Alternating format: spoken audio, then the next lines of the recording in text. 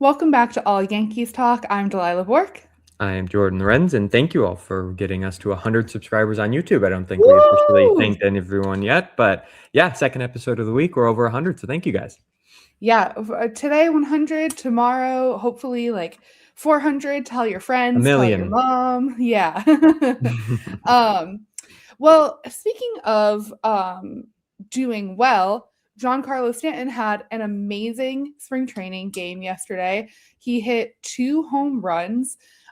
Each were over 400 feet. Was against the Blue Jays. Two different pitchers on the Blue Jays. One in, I believe, the bottom of the third, another in the bottom of the sixth. And he is just, I mean, he can't open a bag of chips, but I guess he can hit home runs. And I'll open all his chips for him if he wants. I know that's what a lot of fans have been saying online. I just find it so hysterical. But yeah, he had a huge night. He's only had 11 spring training at bats, and he has 3 home runs and an additional hit. He had a really great single, I believe, against the Pirates, maybe. But he has just been doing incredible in spite of his pain from his double tennis elbow. Yeah, when I was at the game Monday, there was people walking down the stairs, and it was just like a group of guys, and the one guy was like, "Oh, Stan can't open a bag of chips, but he's in the lineup." And it was just funny to actually like hear it in person instead of just on the internet for once. But I mean, yeah, that 3 home runs and 11 hits is, or 11 at bats is just crazy. That's the big thing I was going to mention. Spencer Jones is the only one that's hit more home runs. He's got 21 at bats, 4 home runs, but Stanton just looked terrific in the game against the Blue Jays. He struck out in the second inning right away. So it was like, oh boy, 3 pitches, 3 strikes, swinging at all of them. Like, oof. Well, he looked at the first one, excuse me. But yeah, 411 feet on that next home run he hit in the third inning. First pitch he saw, 74-mile-an-hour curveball, just boom, got it out of here. Great to see. Brought home Randall Grichuk too. So good to see Grichuk get on base after a rough Mm-hmm. day in his debut. And then in the sixth inning, Stanton takes a ball, swings at an 89-mile-an-hour slider. Next one, exact same pitch. He got 3 sliders in a row. Third one, he really made Estrada pay and just crushed that one for a homer as well. So 8-1 win for the Yankees, not all thanks to Stanton, but still a lot of thanks to Stanton and the pitching in this game too. I know we're going to mention it, but Stanton's just been on a roll so far. I mean, I know it's an extremely small sample size, but a 1.545 OPS, like, come on, I know he's not going to be able to keep this up. I know it's not substantial in the long run, but like what he's doing so far, he's got a 1.182 slugging. This guy is just on a roll. 4 RBIs, 13 total bases in 11 at bats. Obviously, the home runs are going to play a factor in that, but it is really great to see the Yankees because they only need him to do one thing, and that's hit. And boy, can he do that so far in spring training. Yeah, I've been thinking a lot about what the lineup will look like this season, and obviously lineups change game to game, but really I think it's for the Yankees asking who are our guys best at getting on base, and getting them in the first 2 slots. And I think that seeing Gertrude be able to get on base and then Stanton homer and bring him in and score a couple runs is sort of the exact kind of thing that they want to happen during the regular season. And of course, it's a spring training game. A lot of players are still at the World Baseball Classic. I had someone on Twitter respond to the piece I wrote about this and say, well, it's spring training and all the players at the World Baseball Classic. And if you're listening to this, I know that. I wrote that in the article. Right. But that's okay. Keep clicking, keep reading. But yeah, I think that it just really exemplifies, like, it's baseball, I think, to be excited about. It's so fun to watch a home run. And they were 2 huge home runs against a division rival that is so challenging for them a lot of the time.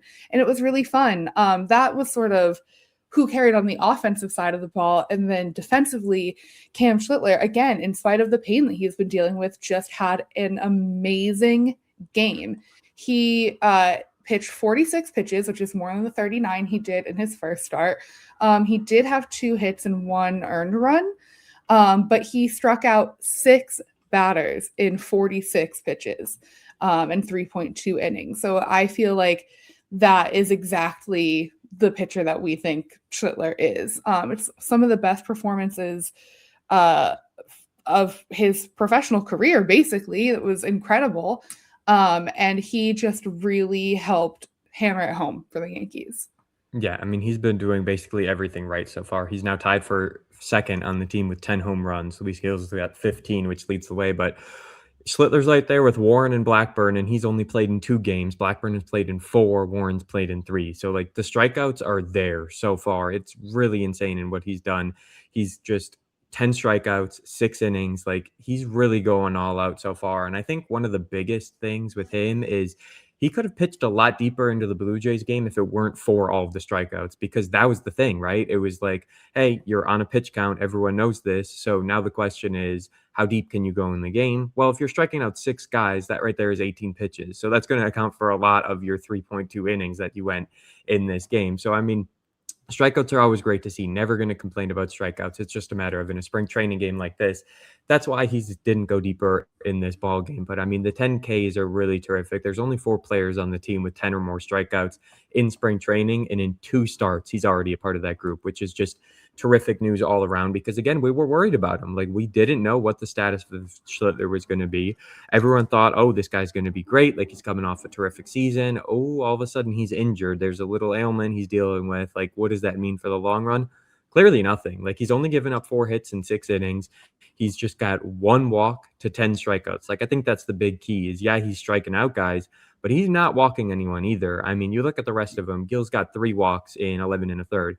Blackburn, 6 walks, 12 and a third. Warren, 2 walks, 10 and a third. So yes, obviously in only 6 innings, Schlittler does have a smaller sample size compared to them. But I mean, at this rate, he's only walking 1 batter every 6 innings. So he would be walking 2 batters in 12 innings. Like, it's really not that much of a difference at the end of the day. I think the Blue Jays game was the best top to bottom game the Yankees have played in spring training. Doesn't matter that they scored 15 runs against the Twins or whatever when they hit 5 home runs in that game. Like, doesn't matter they put up 20 runs, I think, in their second game. That doesn't matter. I think top to bottom, this is the best game the Yankees have played in spring training, just between the Stanton's home runs, guys getting on base. Yeah, you scored 8 runs, but you only gave up 1 run. You only needed to use 3 pitchers in a spring training game, with I think is insane. That never happens. You've got teams across the board. They're throwing 8 pitchers, 9 pitchers. Like, a lot of teams are using 1 inning guys. They're getting as many people in as possible. But I mean, the Yankees are getting everything out of Schlittler. They're getting everything out of LaGrange. And we're going to talk about him in a minute. But wow, like, it started with Schlittler. It ended with LaGrange. Stanton in there too. Like, so many other players contributed. That was a huge win. And again, we always say it's spring training. You don't want to overreact. But for a game like this, like, I'm on the bandwagon. This is a really fun and exciting team. And if they can keep this up, it just, wow, sky's the limit right now with where things are heading. I totally agree with you. I think that this felt like watching like real Yankees baseball. And I think that hopefully we see them continue that. I think that a big trend with the Yankees can be sometimes it's like, whoa, this is a great game that I'm watching. They're doing so well. And sometimes it's like, is anyone at the game? Like, does anyone remember that they're professional baseball players? But it was so good to watch. And like you said, 3 pitchers in a spring training game is like just incredible. It's like unheard of. Exactly. And I think that it's a testament to sort of how the team works, that instead of saying, all right, we'll pull Schlittler, maybe we wanted him to go 45, 46 pitches, but we're going to pull him after 20 because we want to give someone else a chance or something. Saying this is what we're sticking to, this is what we're looking to do, and not amending those plans just for the fact that it's spring training or just to get more reps in for more guys, because ultimately there will be other spring training games and they have a long season ahead of them. And I think things are going to look great, especially if they can get LaGrange in there. He, like you said, has done incredible.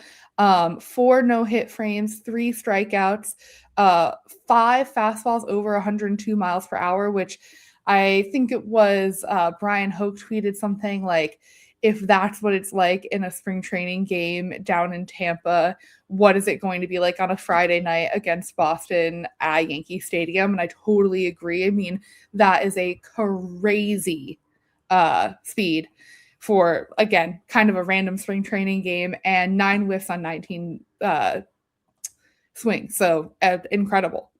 Yeah, I mean, his fastball velocity, he threw 19 of them. 101.5 miles per hour was his velocity in this game. His changeup was the next closest at 92.9. So there is a huge difference between his heater and his off-speed pitches, and that's what's going to make him successful at the big league level, because guys are going to be waiting on that fastball, and then all of a sudden there's just going to be this 91-mile-an-hour slider come through, and it's going to be like they're just going to stand there and watch it. They're going to have no idea what just hit him. And that's the explosive thing, because he does mix up his pitches very well.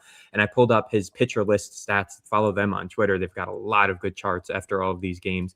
Again, he goes 4 innings through 42 pitches, faced through 25 pitches against lefties, 17 against righties. So interesting that he had a lot more lefties to deal with than righties, but fastball was obviously his bread and butter. He threw that the majority of the time, no matter who he faced. When he faced lefties, he threw changeups 28% of the time, only 12% of the time against righties. So that changeup is his number 2 pitch. That's what he goes to more, though, against lefties. With righties, it's his slider. He threw 24% of pitches against righties, where his slider, again, average velocity is 91.1.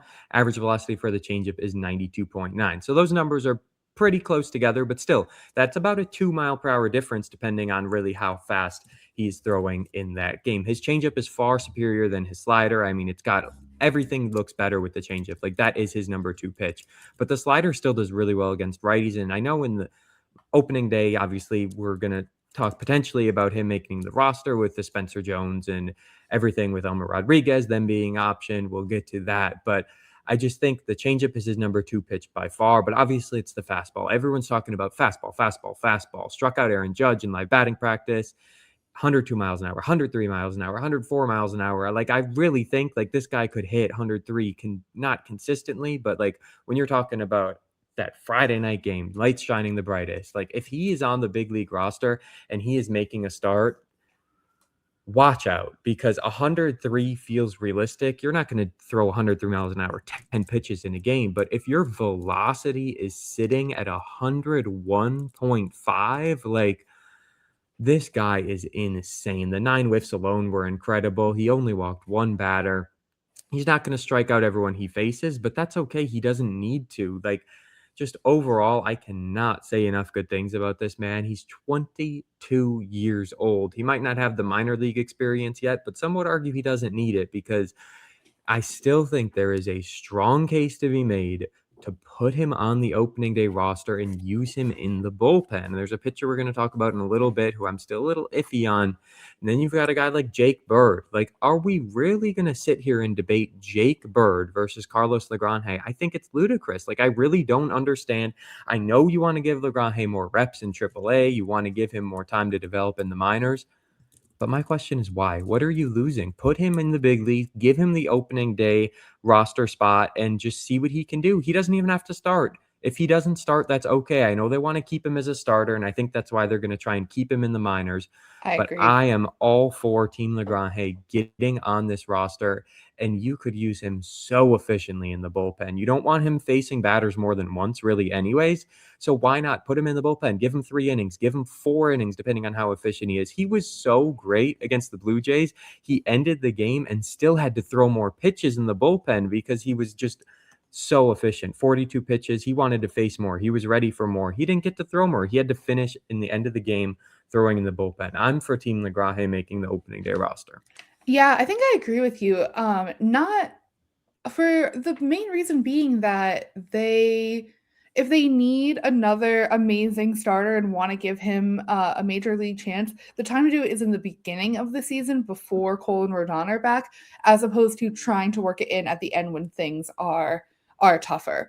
I think it makes way more sense to say, hey, we will give you some starts. We'll see how it goes. Maybe pivot later on in the season. Maybe you end up going to the bullpen for a little bit and doing something a little bit less conventional than being like, all right, we're going to see if like Ryan Weathers can be, as good or better than LaGrange. Like, I know LaGrange isn't tested, but I think that he is just deserving of the opportunity because he's doing so well.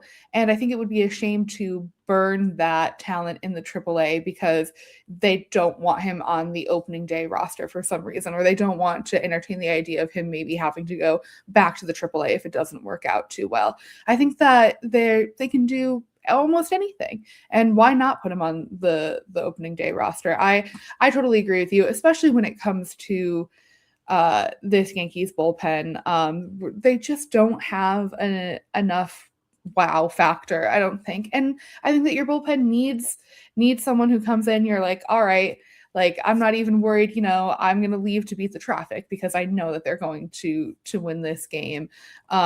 Jake Bird, I think, is trying. He's certainly, I think, going to do better than he did in his limited games with the Yankees last season, but it's just sort of not all there. And I know that Paul Blackburn is someone that we wanted to talk about. He, I believe, was a trade or a pickup from the Mets last year, and very, very much in line with the rest of the Yankees bullpen, just sort of doesn't really wow. He's fine, but it's not like Paul Blackburn steps up to the mound and opposing teams' batters are quaking in fear. And for a team that is so, I think, well-rounded in terms of incredible pitchers, more than one player who can do incredible offense, it's sort of disappointing to me to see how much of a letdown the bullpen can be.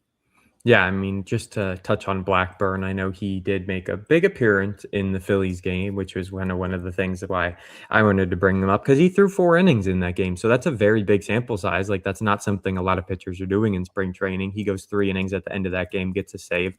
LaGrange did get the save as well in the game he pitched against the Blue Jays. But sure, Blackburn struck out 4. He also walked 3. So, I mean, anyone can strike out 4 batters in 4 innings, but the walks command, that's kind of the big issue. He was originally traded from Oakland to the Mets. Mets got rid of him. Yankees picked him up, and now they signed him for a $2 million deal this year.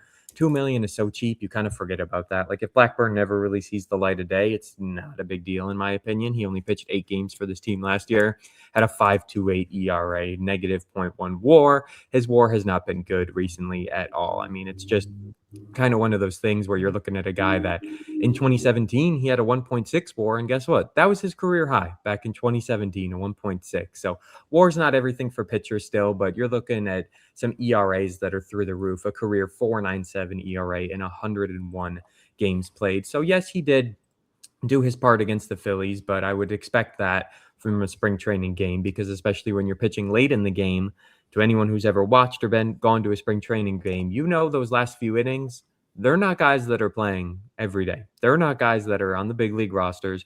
These are the guys that are, hey, we pulled our starters. Now let's go see what these other people can do, because Blackburn came in that scenario. And yeah, again, pitching 4 innings is great. He's done his part in appearing in these games. He's thrown 12 innings now, which is quite a bit compared to some of the other pitchers on the team. It does lead. As I said, there's only 3 pitchers who've thrown double-digit innings. Blackburn at 12.1, he's thrown the most. But his just numbers aren't quite adding up, which I think is one of the big keys. His ERA is good, 1.46. That's a good ERA, but 6 walks, that's pretty high for having 10 strikeouts. Like, that ratio is just not where it needs to be. Leads the team in walks. Again, when you've pitched the most innings, your walks are going to be up there, but it's not just him. It's Jake Bird too, right? I think those are the 2 big names you kind of want to focus on in the bullpen, because there's some other players too where it's like, I'm not quite sure what we're going to do with this guy. And one of them is Chevelli from the Rockies, who they just traded for. He hasn't looked great either. So, I mean, there's a lot of bullpen guys who are all kind of fighting for that same role. Bird has thrown 6 innings, given up 6 hits, 8 strikeouts to 3 walks. Chevelli, 4 2/3, given up 8 hits and 8 earned runs. He is not having a good spring training. I think that is going to be a move that the Yankees look back on and go, all right, well, that was nothing. We didn't get anything for that. And yeah, I think when you are a relief pitcher, the walks almost matter so much more. Obviously, you don't want your starters giving up a ton of walks either. But, walking guys in the 7th, 8th inning is the difference between winning a game and losing a game.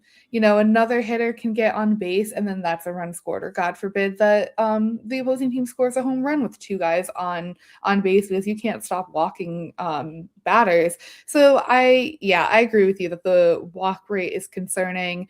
And it just seems like there's no real solution. Ryan Yarbrough was coming back from the World Baseball Classic, where I think he pitched 2 innings. He gave up an earned run and a couple hits, so he did just okay. And he's another one where it's sort of like last year he had some starts. He, I think, might be better in the bullpen, or more permanently in the bullpen, but just a lot of walks. I mean, the runs from Chiavelli are just ludicrous, like you were saying. So I think it's an area that is going to require real adjustments and changes, which is interesting because that was the case last summer as well. So it's like this isn't a new problem, which I think can be so incredibly frustrating if you are a Yankees fan, because you want to see your team spending the money that you know they have to address problems that they have. And it's not like the reliever market in free agency was necessarily the best ever. But it certainly feels like a problem that they're waiting to happen as opposed to a problem that they know they have, which they should and are willing to address.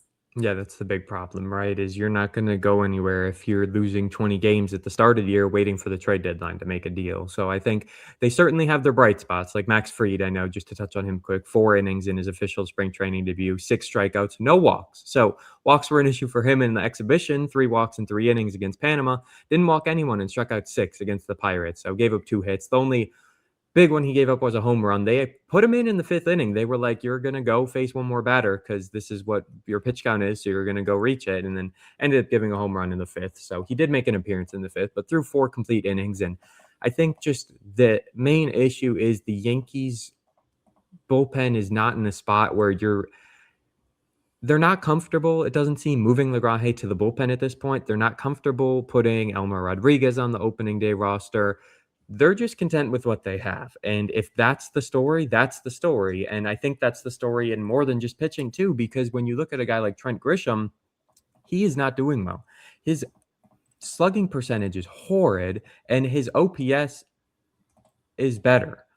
Or his OPP, excuse me, is better. Like, it just doesn't make any sense. How in the world are you going to have all these at-bats in spring training and then have your OPP be better than your slugging? Like, it's frustrating because Trent Grisham is talented. He's solid. He's a guy that this team can rely on, no doubt. Like, he plays solid defense. He's doing things that the Yankees need from him. But at the end of the day, a 280 OPP and a 227 slugging, where's that getting you? Like, I just don't know what they're doing. The Spencer Jones thing is so tricky. Boom or bust. Like, you're stuck with that decision. What you want to do? What should we do? What should we do? But Trent Grisham isn't much better, and age is obviously a big difference between the two. It's just a big question, a big problem right now they have, and I know it's spring training, but it's not like Grisham's hitting 420 home runs every year. So it's just one of those, another overarching issue where I think they're going to let it go as long as they possibly can, and then they'll be like, all right, Spencer Jones, here's your shot, but then how much of a leash do they give him? It's just, there's so many unknowns with this team and so many areas where they could be better or could improve, and they just refuse to do so. Yeah, no, I agree. I mean, I wrote about this the other day, which is that I think that under normal circumstances, you have one of your main outfielders has a crap spring training. Whatever. He's, a veteran. You know what to expect from him. Give him the opportunity to heat up a little bit. There's 162 regular season games. Not really anything to worry about. But I think that when your minor league and prospect depth is so great at in the outfield, if I'm Trent Grisham, I'm worried. I am like, man, they said they'd pay me $22 million and I can't even hit bat 250. And then there's Dominguez, who again also has some major league experience. And Boone has said that Boone has basically said that he would be better off in the AAA because he'd be getting more opportunities. But even with the limited ones that he's had in spring training, he's hit 2 home runs, which has been really impressive, and almost uncharacteristic of Dominguez.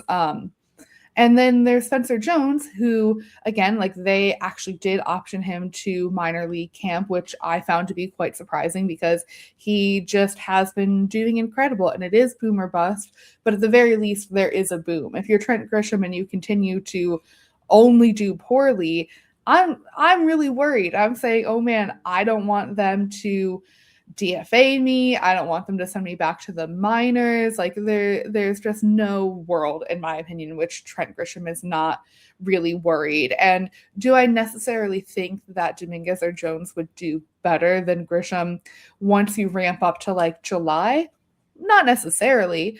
Dominguez in particular, I think, can be hit or miss. I don't think his fielding is as strong as Grisham's, which can vary end games in very dramatic fashion. There were some games last year that the Yankees would have won had they not made some big fielding mistakes. But I also think that, I think that that's important to mention because two more wins and the Yankees get the first round bye in the playoffs because they beat the Blue Jays for the AL East title and the AL win total overall. And yeah, it's just going to be a really interesting conversation. Trent Grisham, I do think you should be worried as much as I wish that wasn't the case for you. Yeah, like before people come at me in the comments or whatever, I get it. He hit 34 home runs last year. I understand he did very well, 74 RBIs, career high across the board, basically. But look at his numbers before that. There is no way those numbers are sustainable. Those are outliers through and through. Like, he played 143 games. Great. Okay. He played 153 games in 2023. He played 152 games in 2022. He had 30 home runs combined in those 2 seasons. So yes, he could be improving, but I know 29 is not the oldest person in the world. Far from it. There's a lot older players that are playing baseball, but when you go from a 190 batting average to a 235 batting average, you aren't going to be moving up much further. We can't expect Grisham to hit 270 this year and like keep up a trend of moving up. I think there's certainly a plateau area in there, but what is he going to average out to? 220? Like, that's not what the Yankees need. They need a guy who's going to be hitting a little more than that. And yes, his defense is great, and I think that is going to be the big reason he stays in over people like Dominguez and Jones, like we've mentioned. But I just don't think one great year where he hit 34 home runs, 74 RBIs, I don't think you can take that and run with it. I think there's still room for concern, especially when in spring training he's been outperformed by the Yankees' number 6 prospect. And that's the big thing, is they just optioned Spencer Jones. They just optioned Elmer Rodriguez. So now we're at a point where I think I did look, and Spencer Jones was in the lineup today, though, in Lakeland against the Tigers. So I will be excited to see like what he does, no matter how many reps he gets the rest of the way. But I think those, at the end of the day, were the right decisions. I don't think there was ever going to be a scenario where Jones made the opening day roster unless there was a crazy injury that happened last minute or anything like that. I think it sucks, obviously, seeing him go back to AAA, but I think he needs it for a little bit yet. It's even 1 month. Like, just start him down there, hopefully get his confidence up. You could very easily have sent him down, and now he's going to get 60 strikeouts and 50 at-bats, 60 strikeouts and 60 at-bats, and you're like, wait a minute, what have we done? But if Jones regresses anymore, then that's your sign that he's not your guy. Like, this is the year of Spencer Jones, and it's going to start in AAA, and he's going to end on the big league roster. Elmer Rodriguez certainly could as well, but as much as an overreaction as there was to those 2 moves, they were the right call. It's just a matter of now it's up to those 2 prospects, 2 of the top 6 in the Yankees organization. It's up to them to prove that the Yankees made a mistake and they should have been on the roster the whole time. I agree completely. And, I even think that, like, I like what Jones has to say about it, which is that he understands that they're trying to do what's best for the team. And if he is in the minor league camp or in AAA to start the season, he understands and wants to take advantage of every opportunity. I think that that's a very mature mindset to have about it, which he should have because he's an almost 25-year-old prospect. But yeah, I agree with you that Jones for sure should not be on the opening day roster. I mean, if he is, like you said, disaster struck, especially because their outfield depth is so great. There's no reason for them to erroneously add prospects to the roster that like could, for whatever reason, kind of choke when it comes to being in the majors. I mean, you see that happen a lot, that guys are called up a little too early because they're doing great and can't live up to those expectations. So I think that Spencer Jones and Elmer Rodriguez are in a good place. and the Yankees will just figure it out as they go along, which I think is sort of the team ethos of we're not going to be too overly concerned with which of these guys are we going to call up? Are we going to put them on the opening day roster? Are we not going to? Because at the end of the day, you can make changes. And if, April doesn't go well, then we'll make a change for May, So I get the sense that that's really what they're doing. And I'll be curious to see how it goes. The Yankees' next spring training game is today at the Detroit Tigers, and then they will be playing the Atlanta Braves tomorrow. So more spring training games to watch out for. Certainly we'll have more to discuss next episode. I'm sure that there will be some other exciting home runs. Maybe we'll watch Giancarlo Stanton open a bag of chips. That would be really great if he could do it on the broadcast in the bullpen. Maybe he doesn't have that same sense of humor as I do, but Probably not. Yeah, I think there's a lot to look forward to. Yeah, 3 split squad games next week too, including the spring breakout game that's on March 21st. So 25th, opening day is right around the corner. They just announced CC Sabathia going to be in the booth on Netflix. So that'll be a lot of fun to see him in there. Netflix booth just announced. But yeah, overall, I mean, we've got a lot more games yet still in spring training. As crazy it is to say, there's still over 10 games left to go. And then finally, March 25th, the day is here live on Netflix. Get those subscriptions if you haven't already. And I'll be on a cruise, so I will not be watching opening day. However, I don't even know if they could stream that on a cruise ship. I don't know how that works on that, but I don't know. I've never been on a cruise, but I don't know. well, Jordan is on the cruise. I will be here. Hopefully looking to line up a special guest co-host, and hopefully going to be live commentating and reacting to the game as it happens on the 25th. So look out for that. I think that'll be super, super fun. Fingers crossed that we can make that work and people will be into it. But I'm super excited to watch that special opening night game. I think it's so fun that they get to play the day before opening day. Even if it isn't at Yankee Stadium, it'll be at Oracle Park in San Francisco against the Giants. But I think that's all we have for now. Don't forget to like and subscribe. Like we said, the past few episodes, we're now on Spotify and wherever you get your podcasts. And we'll talk to you next week. Bye. Bye.